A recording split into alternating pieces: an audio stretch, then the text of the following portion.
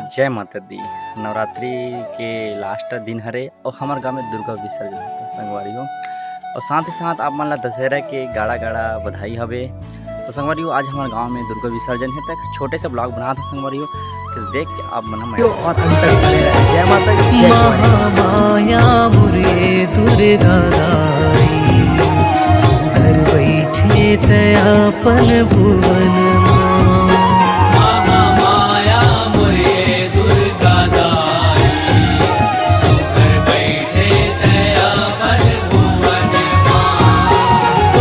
कृपाले खावत खेलत करथन पूजन भजन तोरे महामाया मोरे दुर्गा दाई घर बैठे दया पर भुवन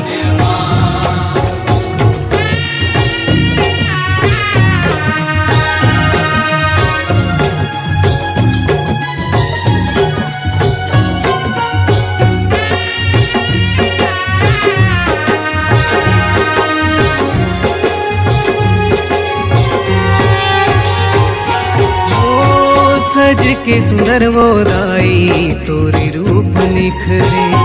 भक्ति म तोरे माई भक्त मन झुमरे जोत जवारा तोर बर चलथे सज थे जसे से वाला दाई जमुझन भजते चल के माता के संग भर के मन में उमंग मगो मन के मनौती चढ़ी भक्ति के रंग चल के ममता के संग भर के मन में उमंग मगो मन के मनौती चढ़ी भक्ति के रंग महामाया मोरे दुर्गा दाई। संगवारी हो हम पहुंच गए फाइनली तालाब के पास। हमारे गांव ये दिखा था शीतला मंदिर और साइड में भी शिव मंदिर और गांव में सब जन अपन अपन जगह पकड़ा रहे संगवारी हो और माता रानी पीछे पीछे आवाज है। पहुंच गए तालाब के पास और हम माता के विसर्जन के यहाँ करत हन बेला लगोरत हन। मोर साथ मनीष और सोनू भैया है हमारे गाँव के संगवारी हो। अब माता रानी फाइनली देख सकते हो तालाब के किनारे पहुंच गए है और सब जन आवत है, बाजा गुजा चलत है सेवा में। देख सकते हमारे गांव की सेवा पार्टी रे महिला सेवा पार्टी जिन एकदम पूरा मेहनत करे 9 दिन तक माता के सेवा करे संगवारी हो। देख सकते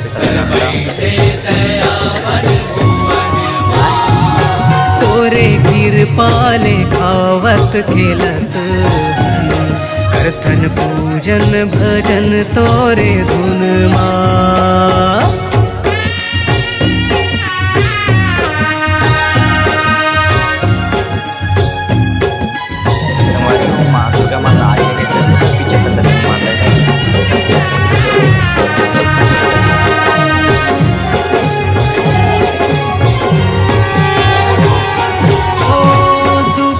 दरदला माई बुरिहा करत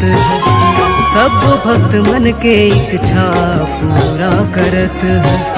चाहे होए मन के सुखहा चाहे होए धनहा होही तोर छाव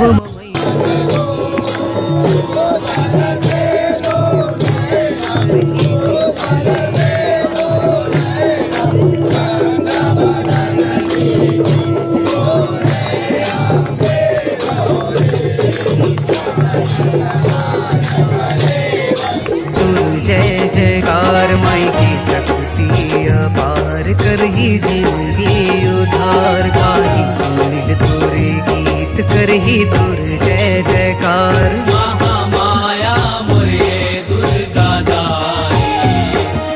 घर बैठे दया पर भुवन महामाया मोरे दुर्गा दाई बैठे तयापन भुवन महामाया मोरे दुर्गा दाई घर बैठे दया पर भुवन तोरे कृपाले खावत खेलत करथन पूजन भजन तोरे धुन महामाया मोरे दुर्गा दाई घर बैठे दया पर भुवन तोरे कीर पाले खावत खेलत करतन पूजन भजन तोरे